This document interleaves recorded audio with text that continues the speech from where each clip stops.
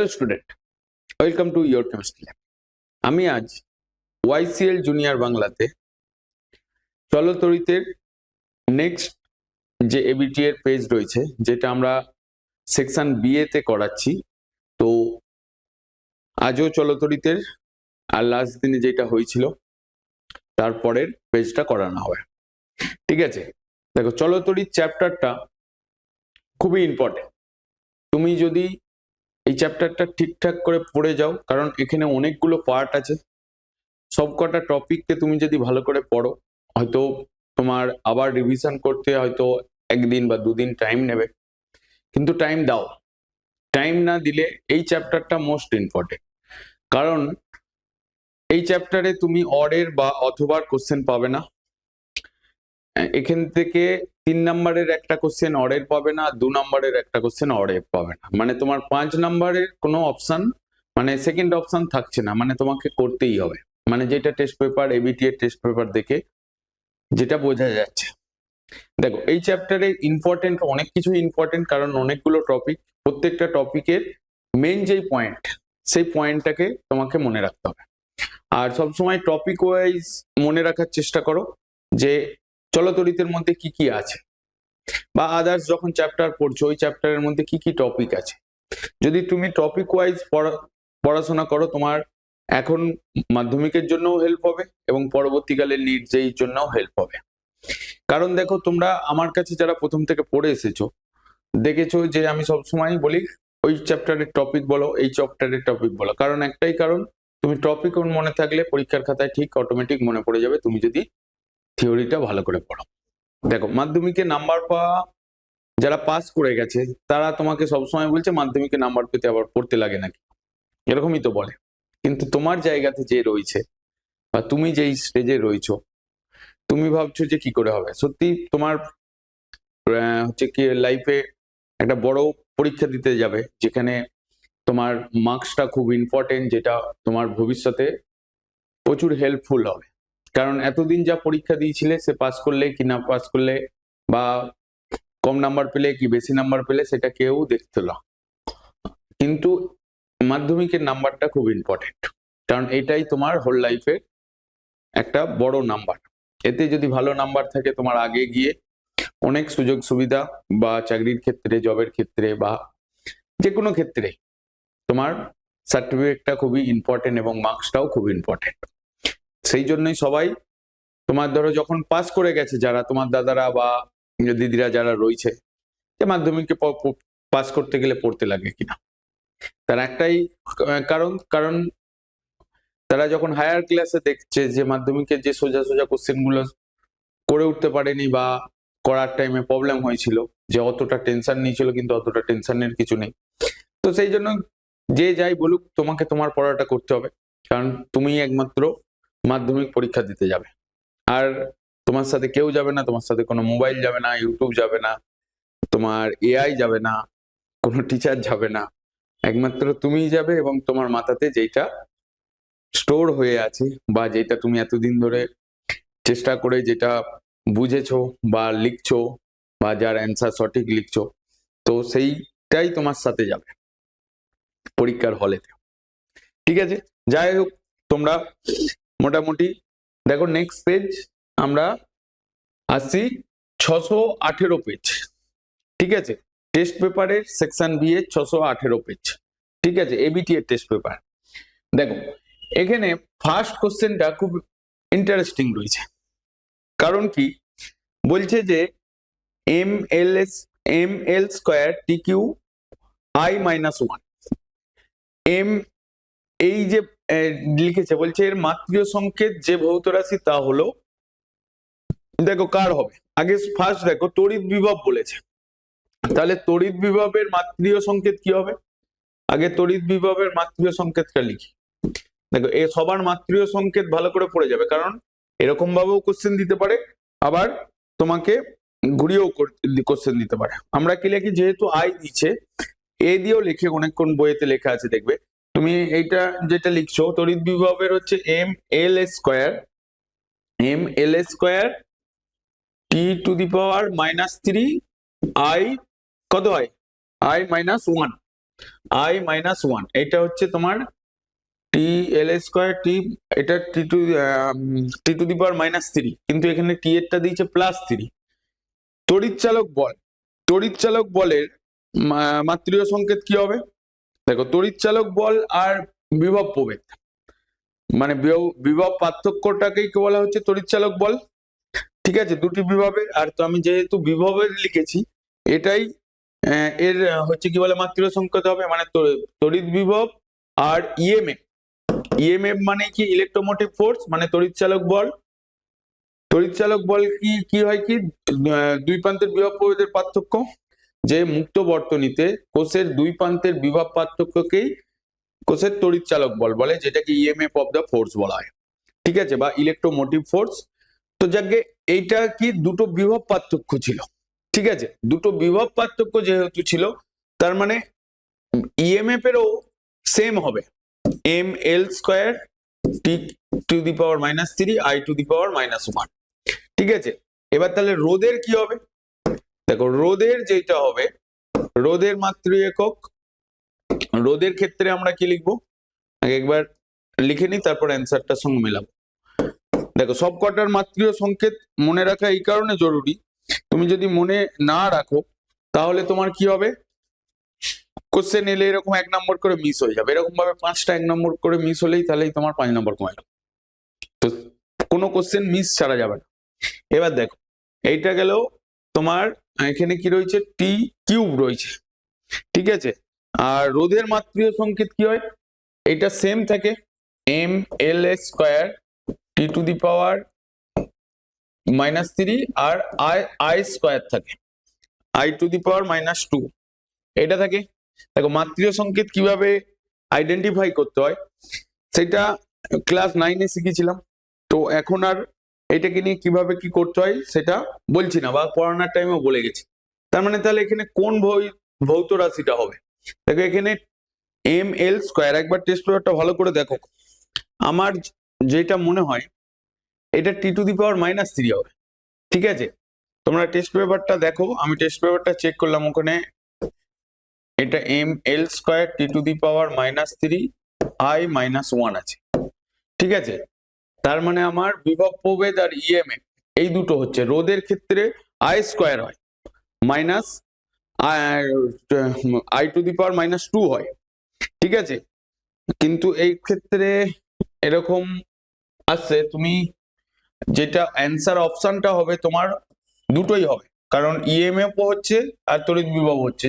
যদি এখানটা মাইনাস না হতো, তাহলে যদি মাইনাস থ্রি না হতো তাহলে আইটা টু হতো, তাহলে আমরা বলতে পারতাম রোধের সঙ্গে কিন্তু two to the power minus one, কিন্তু এখানে মাইনাস ওয়ান দিচ্ছে, তার মানে অপশন ডিটা এটা একটা টেস্ট পেপারে মিস্টেক আছে, তোমাদের টেস্ট পেপারটা একবার চেক করো। মিস্টেকই রয়েছে। যাকে তাহলে কোশ্চেনটার অ্যান্সার বুঝতে পারলে, তোমার মানে তোমাকে তড়িৎ বিভব, তড়িৎচালক বল, রোধ, যেখানে যা মাত্রিয় সংকেত রয়েছে সেই মাত্রিয় সংকেতগুলো কি করতে হবে, মনে রাখতে হবে বেসিক্যালি। এরপরে কোশ্চেনটা দেখো 1.7টা গেল, 1.8টা দেখো। 1.8-এ একটা লেখচিত্র বলেছে, বলছে এই লেখচিত্রটা ভিআই গ্রাফের নতি প্রকাশ করে। এই লেখচিত্রে ভিআই গ্রাফের যে নতি প্রকাশ করে সেই নতিটা কে কি বলে? বলছে কি বলছে, রোধ বলে, রোধাঙ্ক বলে, পরিবাহিতা বলে। আমরা ভি ইকুয়ালস টু কি জানি, ভি ইকুয়ালস টু আই আর, তার মানে ভি প্রপোর্শনাল টু আই, এই কন্ডিশনে এই লেখচিত্রটা হয়েছে। তার মানে আমার এই নতিটাকে কি ডিনোট করা হয় দেখো, তার মানে আমরা এই ফর্মুলাটা জানি, ভি প্রপোর্শনাল টু আই, তার মানে এখানে কি হয়ে যাচ্ছে, আর হয়ে যাচ্ছে। আমরা Y equals to M X plus C এইভাবে লেখচিত্র করতে হয়, সেটা পরবর্তীকালে শিখবে। তার মানে আমার এখানে আর আসছে, তার মানে আমার অপশন কি হবে, তোমার রোধ হবে অ্যান্সার। ঠিক আছে, কোন অপশনটা হবে, রোধ, কারণ ভি ইকুয়ালস টু আই আর, তার মানে ভি প্রপোর্শনাল টু আর, তার মানে এই নতিটা কি ডিনোট করছে, তোমার রোধ ডিনোট করছে। ঠিক আছে, এরপরে দেখো নেক্সট পেজে আমরা চলে যাব, নেক্সট পেজ হচ্ছে বিভাগ ক্ষয়ে কোশ্চেন নাম্বার 2.8 বলছে 220 ভোল্ট 100 ওয়াট এবং 220 ভোল্ট 40 ওয়াট বাতি দুটিকে শ্রেণীর সমবায়ে যুক্ত করলে কোন বাতিটি উজ্জ্বলভাবে জ্বলবে? বাতি দুটিকে শ্রেণীর সমবায়ে যুক্ত করছো, আশা করছি করতে পারবে। এটা করো দেখি। এটা 220 ভোল্ট 100 ওয়াট আর 220 ভোল্ট 40 ওয়াট শ্রেণীর সমবায়ে রয়েছে বলছে। তার মানে আমি পাওয়ার পি ইকুয়ালস টু কি লিখবো, ভিআই, আর একটা কি লিখবো, V square by R, V square by R, আর একটা কি হয়, আই স্কোয়ার বাই আর। এই তিনটে ফর্মুলাই ইউজ হয় পাওয়ারের ক্ষেত্রে। এবার দেখো আমার ভোল্টটা সমান, তাই তো, শুধু ওয়াট যেটা আছে সেইটা চেঞ্জ হচ্ছে। তার মানে আমি এখানে কি বলবো, আচ্ছা এই মিনিংটা জানো, 220 ভোল্ট 100 ওয়াট মানে কি, মানে এটার মানে কি বোঝায়, এটাও কোশ্চেন আসে। কি লিখবে তখন, 220 ভোল্ট 100 ওয়াট বলতে কি বোঝো, বাতির ক্ষেত্রে দেওয়া যদি থাকে, তার মানে 220 ভোল্ট 100 ওয়াট বলতে কি বলবে, যে বাতিটির দুই প্রান্তের বিভব পার্থক্য 220 ভোল্ট হলে বাতিটি সবচেয়ে উজ্জ্বলভাবে জ্বলবে এবং প্রতি সেকেন্ডে বাতিটি 100 জুল তড়িৎ শক্তি ব্যয় করবে। দেখো আমরা এতগুলো ফর্মুলা জানি ক্ষমতার। দেখো আগে এই যে দুটো, যে 220 ভোল্ট আর 100 ওয়াট, এই বাতির রোধটা কত আছে দেখতে হবে। ঠিক আছে, বাতির রোধ হচ্ছে তোমার কত, যদি রোধ ক্যালকুলেট করতে যাই তার মানে আমরা ফর্মুলা কি লিখবো, যে তোমার রোধ ইকুয়ালস টু এই ফর্মুলা, কারণ ভোল্টটা জানি তার মানে পাওয়ারটা জানি, তার মানে আমরা কোন ফর্মুলাটা ইউজ করব, রোধ equals to V square by P, মানে এই ফর্মুলাটা ভি স্কোয়ার বাই পি, তার মানে কোনটা লিখছি, এইটা, মানে R equals to V square by P, এই ফর্মুলাটা ইউজ করছি, মানে এইটা। তার মানে এখানে লিখছি R equals to V square by P. এখানে ভিটা কোনটা, ভোল্টটা তোমার হয়ে যাচ্ছে 220 ভোল্ট, 220 ভোল্ট, আর পিটা কোনটা 100 ওয়াট, কত বলেছে, হ্যাঁ 100 ওয়াট। তার মানে আমরা এখানে কি লিখবো, 100 ওয়াটই লিখবো, এর হোল স্কোয়ার বাই 100। তার মানে আমার রোধ, এটা ওহম হয়ে যাবে ইউনিট, তার মানে 220 স্কোয়ার করবো, 220 মানে 22 এর স্কোয়ার করো, 22 ইন্টু 22 করলে হচ্ছে 484 আর দুটো জিরো বাই 100, তাহলে দুটো জিরো কেটে গেলে তাহলে তোমার হয়ে যাচ্ছে 484 ওহম। ঠিক আছে, এত রোধটা বেরোল, এত ওহম হলো, হ্যাঁ কি না, বুঝতে পারলে না, বুঝতে পারলে না, এত ওহম হলো। এরপরে আমরা লিখবো 220 ভোল্ট আর 40 ওয়াট বাতির রোধ কত হচ্ছে, রোধ হয়ে যাচ্ছে তোমার আর ইকুয়ালস টু, তুমি এখানে লিখছো এটা 40, তো এটাকে 100 ওয়াট লেখো, এটাও 100 লেখো, না এটা 40 লেখো, যেহেতু 40 ওয়াটের নিচ্ছি, তার মানে এটা 40 হলে তার মানে তোমার এখানে হয়ে যাচ্ছে 220 ভোল্ট 220 তার হোল স্কোয়ার বাই 40, তার মানে এখানে 484 00 বাই 40, এটা কাটলো, তার মানে এটাকে তুমি 4 দিয়ে কাটলে কত হচ্ছে, এখানটা 1, এখানটা 210, মানে 1210 ওহম হচ্ছে। এবার দেখো যার রোধ বেশি, তাহলে তার, কারণ যেহেতু শ্রেণীর সমবায় বলেছে, তাহলে প্রবাহ মাত্রাটা কি থাকবে, কনস্ট্যান্ট থাকবে। তার মানে আমরা কি লিখবো, যেহেতু বাতি দুটি শ্রেণীর সমবায়ে যুক্ত আছে, তাহলে প্রবাহ মাত্রা কি থাকবে, ধ্রুবক থাকবে। যেহেতু যেহেতু বাতি দুটি শ্রেণীর সমবায়ে যুক্ত আছে, শ্রেণীর সমবায়ে যুক্ত আছে তাই প্রবাহ মাত্রা ধ্রুবক। কারণ আগের দিনে বলেছিলাম যে প্রবাহ মাত্রা শ্রেণীর সমবায়ে প্রবাহ মাত্রা ধ্রুবক থাকে, আর হচ্ছে তোমার এইটাতে সমান্তরালে বিভব প্রভেদটা ধ্রুবক থাকে ভিটা। তার মানে প্রবাহ মাত্রা তোমার কি থাকছে, ধ্রুবক থাকছে, ধ্রুবক লিখছো। তার মানে আমরা এখানে এইটা কি দেখতে পাচ্ছি যে ভি পি, তার মানে আমরা এরপরে এই লাইনটা লিখবো P proportional to P equals to I square R. তার মানে যার রোধটা, মানে এই ফর্মুলাটা তখন ইউজ করছি, যার রোধটা কম হবে তার পাওয়ারটাও কি হয়ে যাবে, কম হবে, আর যার রোধটা বেশি হবে তার পাওয়ারটাও কি হবে, বেশি হবে। কারণ আমরা কি লিখছি, এর পরের লাইনটা লিখবে P equals to I square R, যেহেতু তার মানে এখানে আমার রোধটা কার বেশি হচ্ছে, আর 40 রোধ বেশি, গ্রেটার দেন আর 100। তার মানে তুমি কি লিখবে যে 220 ভোল্ট 40 ওয়াট বাতিটি উজ্জ্বল ভাবে চলবে, তাই তো, হ্যাঁ কি না? আর কিছু লেখার দরকার আছে? মানে এইটা লিখলে, মানে তুমি এখানে ধ্রুবক থাকে তারপরে লিখছো যে এইটা পি আর গ্রেটার দেন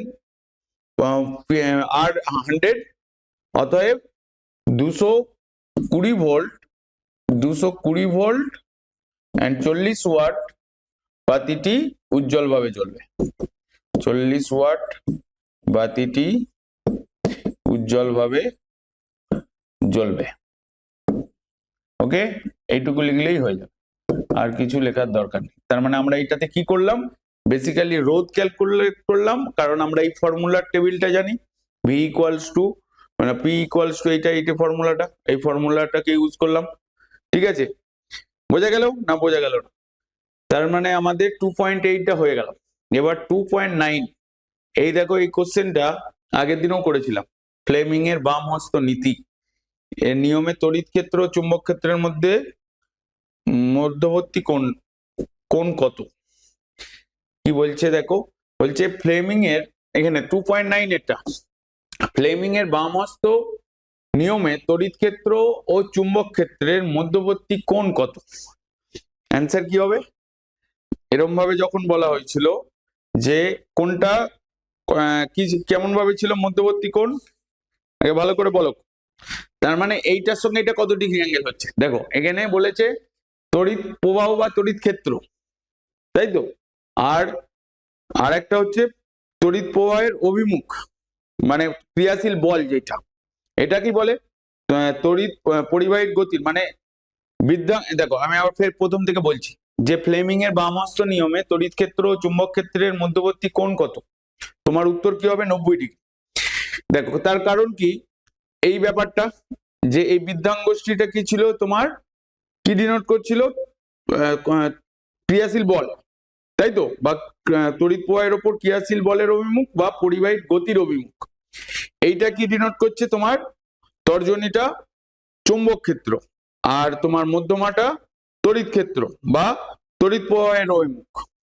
এটা তড়িৎ প্রবাহীর বৃদ্ধাঙ্গুষ্ঠীটা তড়িৎ প্রবাহের ওপর ক্রিয়াশীল বল মানে গতির অভিমুখ নির্দেশ করছিল।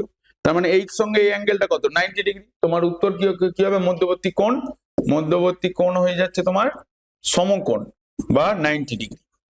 ঠিক আছে, মধ্যবর্তী কোণ কত, 90 ডিগ্রি। কারণ দেখবে যে বামহস্ত নীতিতে বলা হয় যে বৃদ্ধাঙ্গুষ্ঠী তর্জনী ও মধ্যমা কি থাকে, পরস্পরের সমকোণে প্রসারিত হয়, তাই তো, সমকোণে রেখে প্রসারিত করলে তর্জনী চৌম্বক ক্ষেত্র, মধ্যমা তড়িৎ প্রবাহের অভিমুখ বা তড়িৎ ক্ষেত্র, আর হচ্ছে তোমার বৃদ্ধাঙ্গুষ্ঠী পরিবাহীর গতির অভিমুখ বা পরিবাহীর ওপর ক্রিয়াশীল বল নির্দেশ করে। তো সেই অনুসারে তোমার এটা কত ডিগ্রি হচ্ছে, 90 ডিগ্রি। এক কথায় উত্তর মিটে গেল ঝামেলা। এর পরের কোশ্চেনটা দেখো, বিভাগ খ না বিভাগ গ, 3-এর কোশ্চেন। 3-এর কোশ্চেনটা কি বলছে, 3-এর তুমি 3.4টা দেখো, আগে ছবিটা এসেছে, ছবিটা দেখানো, ছবিটা আশা করছি তোমরা বইয়েতেও দেখো, এই অঙ্কটা খুব ভালো কোশ্চেন। এই কোশ্চেনটাতে বিভাগ গয়ে 3 নম্বর কোশ্চেন 3.4, এই যে স্ট্রাকচারটা দেওয়া আছে এটা তোমরা চেষ্টা করলে অনেকের হয়নি, যাকে আমি বলে দিচ্ছি। দেখো এইটার আমাকে প্রথমে সি ডি এর মধ্যে তুল্য রোধটা ক্যালকুলেট করতে হবে, কিন্তু সি আর ডি এর মধ্যে তুল্য রোধ ক্যালকুলেট করতে গেলে আগে ছবিটাকে একটু মডিফাই করতে হবে। কিভাবে সি আর ডিটাকে এরকম টেনে লম্বা বাড়ি দাও, মানে আমি এই লাইনটা টানলাম, এটার এক প্রান্ত হচ্ছে তোমার সি, এক প্রান্ত হচ্ছে তোমার ডি, এটা সি আর এটা ডি। এবারে দেখো সি এর সঙ্গে কি আছে তোমার 4 ওহম রোধ আছে, আর তার সঙ্গে এ পয়েন্ট আসছে, দেখো এই পয়েন্টটা হয়ে যাচ্ছে সি হলে এই পয়েন্টটা হচ্ছে বি, ঠিক আছে। আর এর সঙ্গে এইটা যোগ করো, এটা এটাকে একটু ভালো করে লেখো, ঠিক আছে, সমান করে এইটার সঙ্গে হচ্ছে এটাকে ডি করো, ঠিক আছে। তার মানে এটা ডি হলো, এটা এ হলো, ওকে। এইটাতে এবার এইটা সি পয়েন্ট, সি পয়েন্টটাকে বাড়িয়ে দিয়েছি, তাহলে সি পয়েন্টের একদিকে থাকছে তোমার 4 ওহম আর 8 ওহম, ওকে। আর এই পয়েন্টটা দেখো, এইটা হয়ে যাচ্ছে ই পয়েন্ট, ওকে। ই পয়েন্ট এ থাকছে তোমার 8 ওহম আর 4 ওহম, তার মানে আমার এই পয়েন্টটাকে আমরা ডি বলেছিলাম, তার মানে এইটা হচ্ছে তোমার ডি, এইটা হয়ে যাচ্ছে তোমার ই পয়েন্ট, এটা এফ পয়েন্ট। এই সি আর ই এতে সি আর ই যেটা হচ্ছে দেখো, আর ঠিক এর মাঝখান দিয়ে তোমার এই পরিবাহিতাটা আছে, ঠিক আছে। এবার দেখো এখানে 60 ভোল্ট বলেছে, তার মানে আমরা এখানে দেখতে পাচ্ছি এই দুটো কি রয়েছে, তোমার শ্রেণী সমবায় রয়েছে, ঠিক আছে, ক্লিয়ার হলো। তার মানে আমার এইটা সিটাকে টেনেছি, তার মানে এটা যদি 4 ওহম হয় তাহলে এইটা হয়ে যাচ্ছে তোমার 8 ওহম, এবার সি এর এই দিকটা 8 ওহম আর এই দিকটা 4 ওহম। এবারে দেখো এই ছবিটা ক্লিয়ার হলো। এবারে এইটার সঙ্গে বর্তনী রয়েছে, এইদিকে হচ্ছে তোমার 60 ভোল্ট। এবারে আমাকে কি করতে হবে, যে এই যে দুটো আছে বি আর এ, মানে তুল্য রোধ কত হচ্ছে বি, এখানে আমাকে পয়েন্টটা মনে রাখবে যে তোমার বি এ মানে সি বি এ, বা এই প্রথমের দুটো, মানে তোমার এই দুটোর মাঝখানে লিখবে তোমার বিসি বলেছে, আর তোমার হয়ে যাচ্ছে বিসি ই করেও করতে পারো, বা তোমার এইভাবেও ঘুরিয়েও করতে পারো, ঠিক আছে, দুটো করে বা এরকম ডাইরেক্ট ধরেও করতে পারো, ঠিক আছে। কোন কোন বইয়ে দেখবে ডাইরেক্ট বলছে এটা শ্রেণীর সমবায় আছে তিনটে, মানে তুমি এখানে এরকম ভাবে লিখতে পারো সি বি এ ডি, এর মধ্যে হচ্ছে তুল্য রোধ কত হচ্ছে, তুমি পয়েন্টটাকে এরকম লিখবে সি বি এ ডি, এর তুল্য রোধ সব থেকে ভালো নাম বলে দাও, রোধ হচ্ছে কত তোমার R1 যেটা সেটা লিখছো 4 ওহম, 4 আর 8 ওহম, বা কেউ যদি এই ছবিটা আলাদা করে না ড্র করে তাহলেও সে লিখবে, আমি সেইটাও বলে দিচ্ছি 8 ওহম মানে হচ্ছে 12 ওহম, মানে কেউ যদি এখান থেকে লেখে মানে এই ছবি থেকে, তার মানে এই পয়েন্টটাকে ধরবে, এইটাকে লিখবে, মানে সে লিখবে বিসিই, মানে সে যে লাইনটা লিখবে আমি সেটা বলে দিচ্ছি, এই জায়গাতে তোমার এইটা না লিখে বিসিই এর তুল্য রোধ, বিসি এর তুল্য রোধ এই লাইনটাও লিখতে পারে, ঠিক আছে।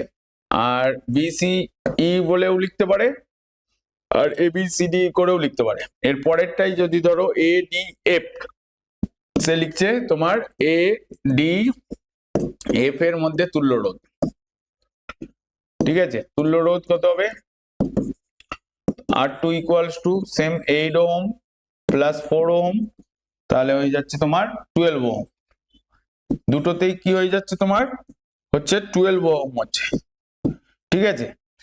তার মানে আমার এর পরে দুটো কিসে কি হয়ে যাচ্ছে, মানে দুটো তুল্য রোধ হওয়ার পরে তোমার কি হয়ে যাচ্ছে, ওই দুটো তোমার সমান্তরাল হয়ে যাচ্ছে, তাহলে R1 এটা R2 লেখো, R1 এন্ড R2 কিসে রয়েছে, সমান্তরাল সমবায় আছে, এখানে লেখো সমান্তরাল সমবায়, সমান্তরাল সমবায় আছে, ঠিক আছে।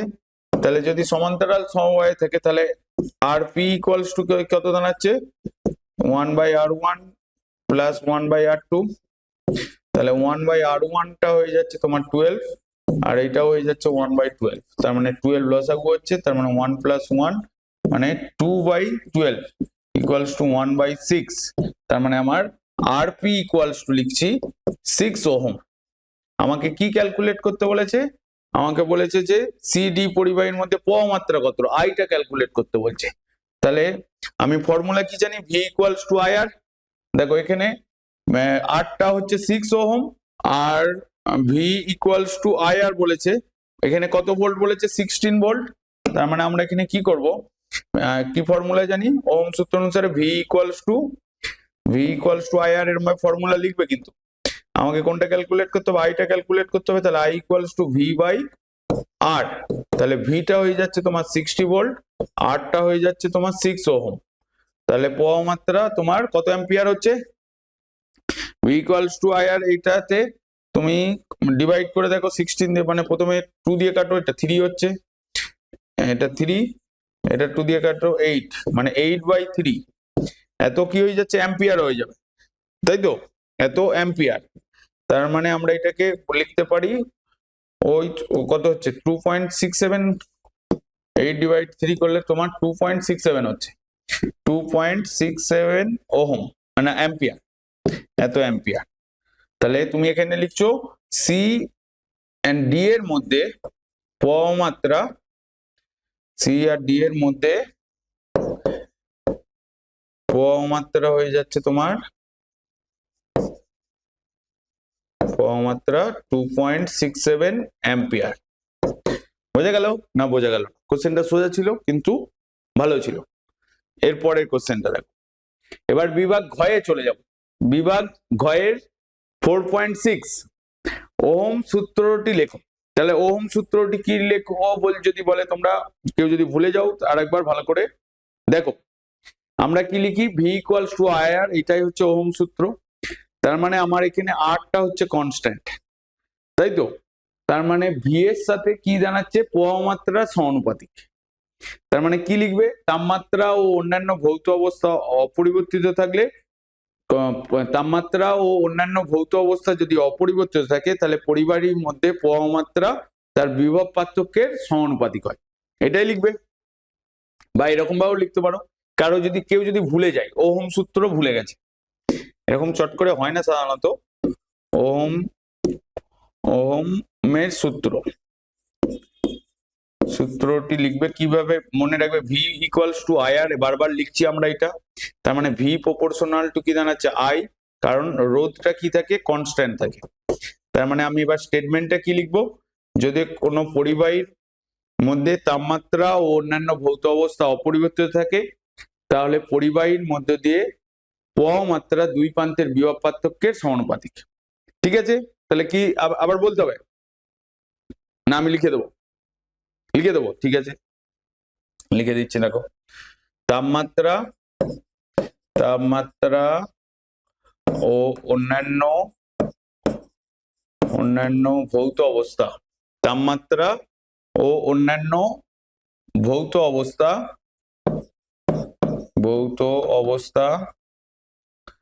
অপরিবর্তিত থাকলে, অন্যান্য ভৌত অবস্থা অপরিবর্তিত থাকলে, ধ্রুবক থাকলেও লিখতে পারো, অপরিবর্তিত থাকলে পরিবাহীর মধ্যে দিয়ে কি লিখবে, অপরিবর্তিত থাকলে কোনো পরিবাহীর মধ্য দিয়ে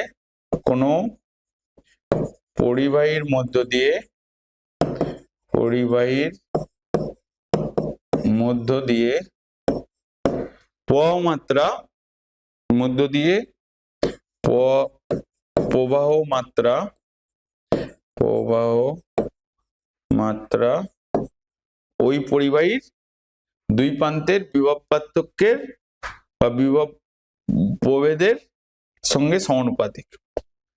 পরিবাহীর মধ্য দিয়ে প্রবাহ মাত্রা দুই প্রান্তের, এখানে লিখবে দুই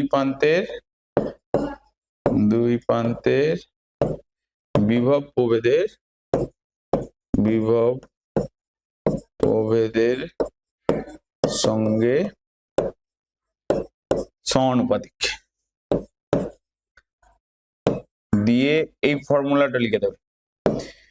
V proportional to I, V হচ্ছে তোমার পরিবাহীর বিভব প্রভেদ, দুই প্রান্তের বিভব প্রভেদ, আর আর হচ্ছে পরিবাহীর রোধ, আই হচ্ছে প্রবাহ মাত্রা।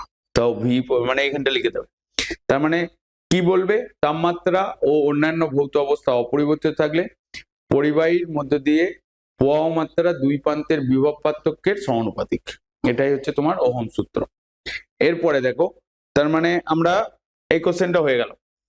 এরপরে বলছে 10 ওহম রোধের একটি পরিবাহীর দুই প্রান্তের বিভব প্রভেদ 2 ভোল্ট হলে 1 মিনিটে ওই পরিবাহীর যে কোনো প্রস্তুচ্ছেদের মধ্যে দিয়ে কতগুলো ইলেকট্রন অতিক্রম করবে। কোশ্চেনটা খুব ভালো, কিভাবে করবে আমাকে বলো।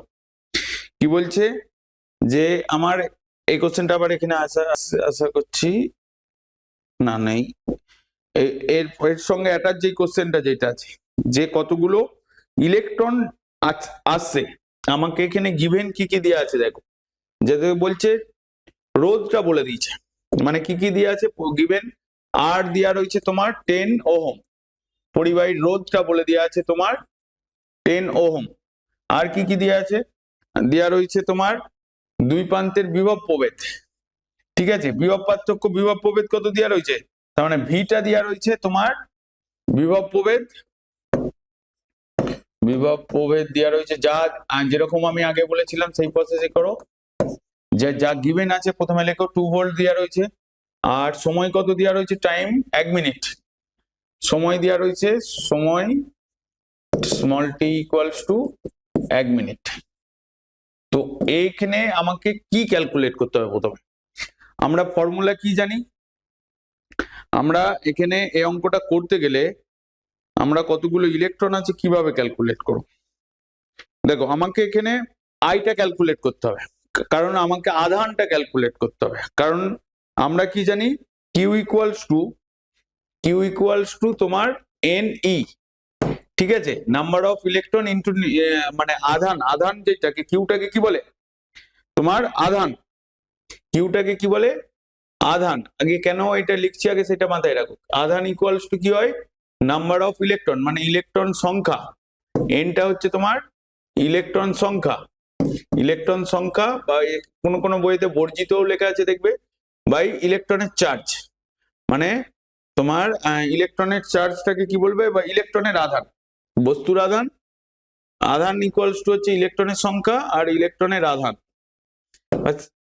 এইটা এরকম মনে রাখবে, ইলেকট্রনের আধান, এই ফর্মুলা দিয়ে হবে। তার মানে আমার প্রয়োজন কি কিউ খুঁজতে গেলে কিউ এর ফর্মুলাটাকে Q equals to I T. দেখো আমাকে এখানে টি বলে দিয়েছে, কিন্তু আইটা কি করে ক্যালকুলেট করবে, তার মানে আমাকে ভি বলে দিয়েছে, আর বলে দিয়েছে। ওহম সূত্র অনুসারে কি জানি, ভি ইকুয়ালস টু আই আর, তাহলে আইটা কত দাঁড়াচ্ছে, ভি বাই আর। তাহলে এখানে ভি হচ্ছে তোমার 2 ভোল্ট আর আর হচ্ছে 10 ওহম, তার মানে আমার দাঁড়াচ্ছে 0.2 অ্যাম্পিয়ার। ওকে, এত অ্যাম্পিয়ার দাঁড়াচ্ছে। এরপরে কি আমরা কি ক্যালকুলেট করব, আমরা জানি কিউ ইকুয়ালস টু আইটি, আইটা হচ্ছে তোমার 0.2, তার মানে আমরা এখানে লিখবে আমরা জানি বলে, আমরা জানি, আর কিছু লেখার দরকার নেই, কিউ ইকুয়ালস টু আইটি, তার মানে আইটা হয়ে যাচ্ছে তোমার এখানে 0.2 অ্যাম্পিয়ার ইন্টু টাইমটা হয়ে যাচ্ছে 1 মিনিট। এটাকে কিসে করতে হবে, মিনিটটাকে তোমার সেকেন্ডে করতে হবে, কারণ কুলম যেটা হয় হচ্ছে তোমার পার সেকেন্ডে করতে হয়, তাই তো। তার মানে আমি সেকেন্ডে গেলে এটাকে আমরা কত লিখবো, 1 মিনিট মানে 60 সেকেন্ড, মানে এত সেকেন্ড।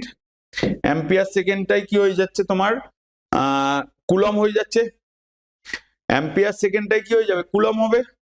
তার মানে আমার এখানে 0.2 ইন্টু 60 মাল্টিপ্লাই করো, 60 ইন্টু 0.2, তার মানে হচ্ছে 12।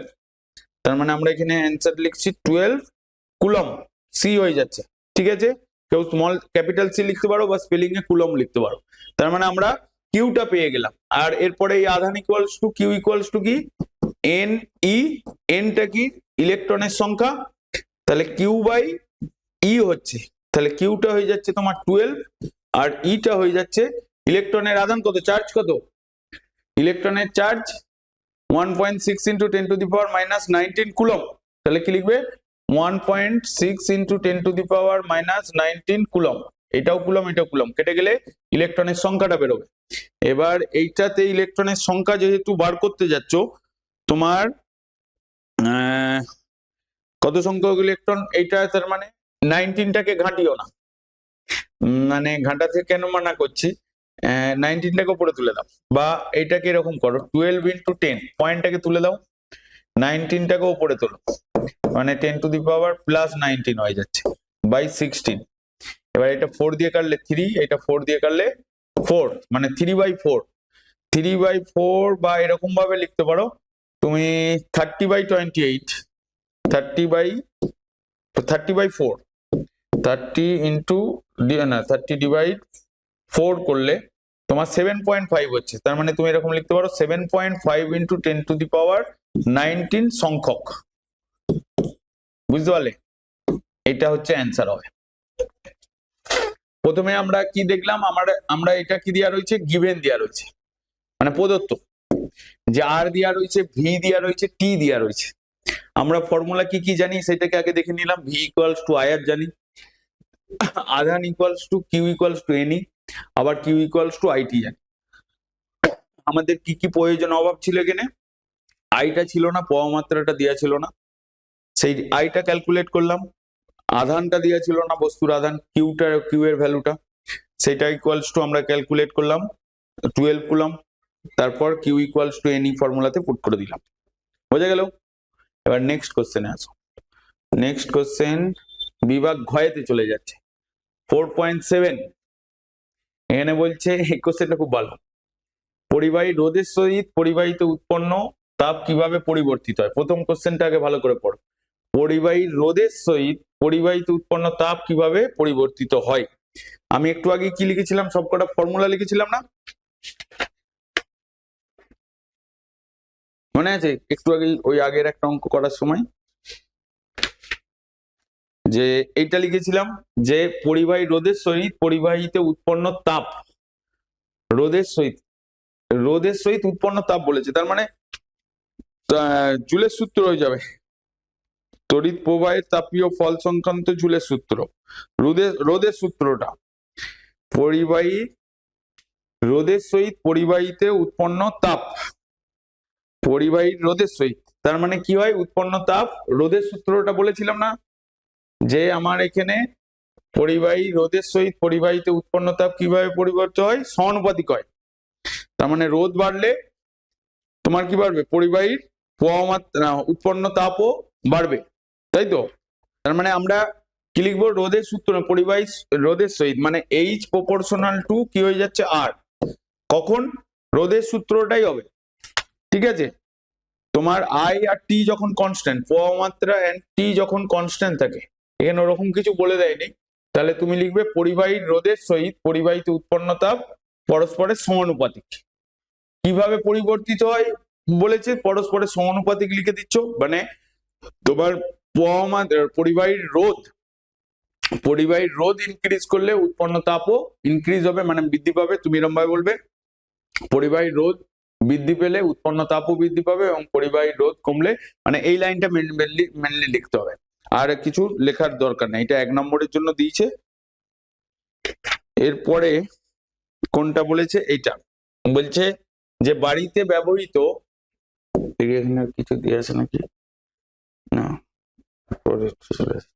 এন্ডে দেখো, তার মানে প্রথম কোশ্চেনটার অ্যান্সারটা বুঝতে পারলে, এইটা হবে রোধের সূত্র H প্রপোর্শনাল টু R। তারপর বলছে মানে কি লেখাটা লিখবে বুঝতে পারছো, যে আমরা জানি রোধের সূত্র অনুসারে H প্রপোর্শনাল টু R, পরিবাহীর উৎপন্ন তাপ রোধের সাথে সমানুপাতিক, বা এই লাইনটাও লিখতে পারি যে পরিবাহী রোধের সহিত পরিবাহিত উৎপন্ন তাপ সমানুপাতিক হয়, মানে H প্রপোর্শনাল টু R, মানে R বৃদ্ধি পেলে পরিবাহীর রোধ বৃদ্ধি পেলে উৎপন্ন তাপও বৃদ্ধি পাবে, কখন, যখন প্রবাহ মাত্রার সময় কনস্ট্যান্ট থাকবে। এরপরে যে কোশ্চেনটা দেখো, বলছে তোমার বাড়িতে ব্যবহৃত রুম হিটারের ক্ষমতা 500 ওয়াট। ওই রুম হিটারের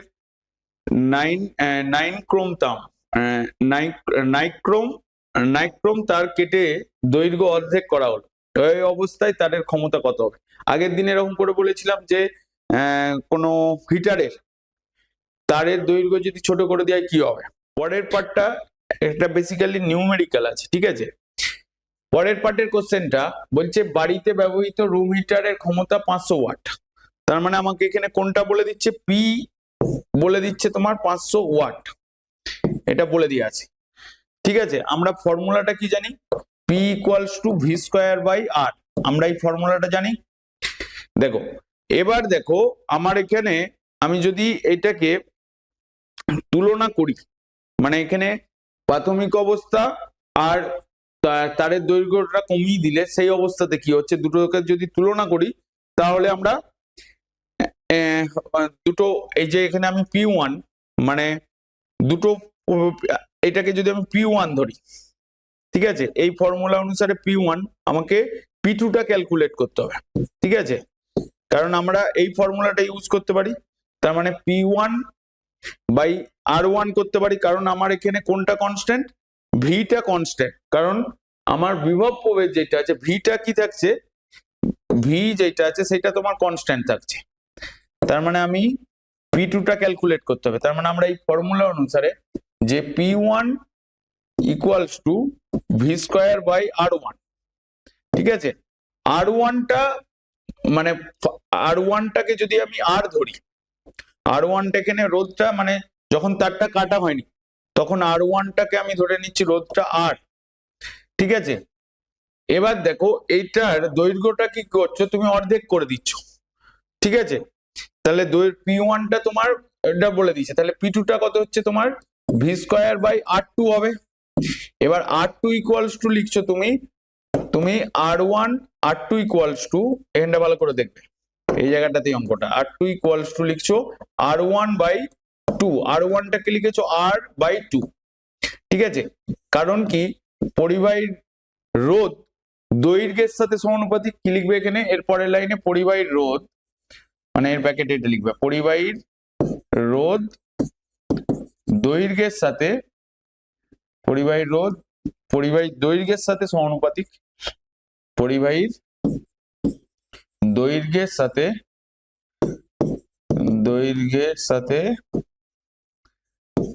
সমানুপাতিক, দৈর্ঘ্যের সঙ্গে সমানুপাতিক, ওকে। এটা হচ্ছে তার মানে আর প্রপোর্শনাল টু এন, এরকমও লিখে দিতে পারো। তার মানে আমার এই জায়গাটা R2 যেটা, তাহলে ভি স্কোয়ার বাই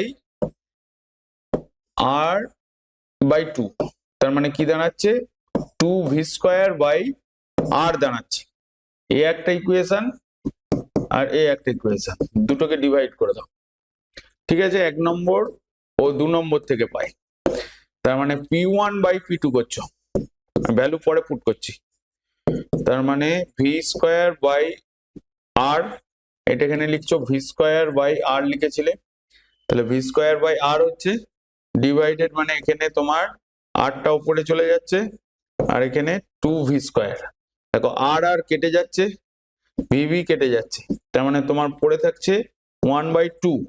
এবার P1টা কত বলেছে, P1টা হয়ে যাচ্ছে, আমাকে P2টা ক্যালকুলেট করতে হবে, P2 ইকুয়ালস টু কি লিখছো 2 ইন্টু P1, তার মানে P1টা বলেছে 500, তার মানে তোমার হয়ে যাচ্ছে 1000 ওয়াট, এইটা লিখতে হবে। তার মানে এমনি এক্সপ্লেনেশন দিয়ে বললে হবে না, তোমার ক্ষমতা কত হবে সেটা দেখাতে হবে, মানে এখান থেকে স্টার্ট হচ্ছে। P1 equals to 500 watt, P2 question mark, মানে এটাই ক্যালকুলেট করতে হবে। আমরা কি জানি P equals to V square by R, যেখানে ভিটা কনস্ট্যান্ট থাকছে, তাহলে R1 ইকুয়ালস টু আর, এখানে এটা ধরি লিখবে, ঠিক আছে, ধরি R1 ইকুয়ালস টু আর, অতএব P1 equals to V square by R1 equals to V square by R, 1 নম্বর ইকুয়েশন। এরপরে V2 ইকুয়ালস টু R2 লিখবে, R2 equals to R1 by R2 equals to R2 R by 2, এখানে ব্র্যাকেটে লিখবে পরিবাহী রোধ এবং পরিবাহী রোধ ও পরিবাহীর দৈর্ঘ্যের সঙ্গে সমানুপাতিক, অর্থাৎ আর প্রপোর্শনাল টু এল। দিয়ে দুটো ইকুয়েশনকে কম্পেয়ার করবে, তাহলে হয়ে যাবে 1000 ওয়াট। ওকে, এবার নেক্সট কোশ্চেনে আসো। নেক্সট কোশ্চেন বিভাগ ঘয়ের, এইটা ফ্লেমিং এর বামস্ত নিয়মটি আগের দিনে লিখে দিয়েছিলাম, আগের ক্লাসে লিখেছি, আর লিখছি না। তাপবিদ্যুৎ কেন্দ্রে শক্তি রূপান্তরের প্রবাহ চিত্র দেখাও। মানে রূপান্তর, শক্তিটা যে কিভাবে রূপান্তরিত হচ্ছে তার চিত্রটা দেখাতে বলছে। দেখো এখানে আমরা তাপবিদ্যুতে কি হয়, তাপবিদ্যুতে আমরা বেসিক্যালি কি দেখি, যে তোমরা নর্মালি কি চিন্তা করো, যে কয়লাকে হিট করছো, কয়লা হিট করে সেটা হিট প্রডিউসড হচ্ছে ওয়াটার, যে ট্যাঙ্কে যে ওয়াটার জল রয়েছে সেই জলটা ওই হিটেতে, মানে কয়লাকে পোড়ানোর পরে ওই হিটেতে ওইটা কি হয়ে যাচ্ছে, ওয়াটারটা বয়েল হচ্ছে, ভেপার ক্রিয়েট করছে। যেই ভেপারটা প্রেসার ক্রিয়েট করলে টারবাইনটা ঘুরতে আরম্ভ করছে, টারবাইনটা ঘুরতে আরম্ভ করলেই তোমার ইলেকট্রিক কারেন্ট ফর্ম হচ্ছে, তাই তো? এইটাই ছিল তাপবিদ্যুৎ কেন্দ্রের মেন ফান্ডা। অ্যাকচুয়ালি কি হচ্ছে, কয়লা যেটাতে আমাদের কি রয়েছে, সঞ্চিত শক্তি, তাই তো? মানে প্রথমে কি হচ্ছিল, যে তুমি তাপবিদ্যুতে কি হয়, মানে উচ্চ বয়লার চাপযুক্ত বাষ্প উৎপন্ন করে, বা তুমি যদি এখানে শর্ট করে যদি বলতে চাই, দেখো এই কোশ্চেনটা একটু ভালো করে বুঝিয়ে তারপর লিখবে। বলছে তাপবিদ্যুৎ কেন্দ্রে শক্তির রূপান্তর। তাপবিদ্যুৎ কেন্দ্রেতে কি হয়, বেসিক্যালি জ্বালানি কে জ্বালানো হয়, জ্বালানি হিসাবে এখানে কি ইউজ করা হয়, কয়লা।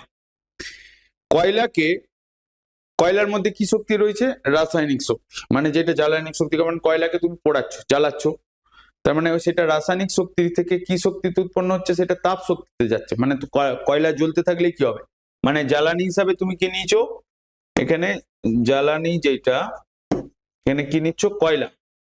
তো কয়লাকে তুমি হিট করছো, তার মানে এই জ্বালানির মধ্যে, কয়লার মধ্যে কি থাকছে, তোমার রাসায়নিক শক্তি, তাই তো? রাসায়নিক শক্তি।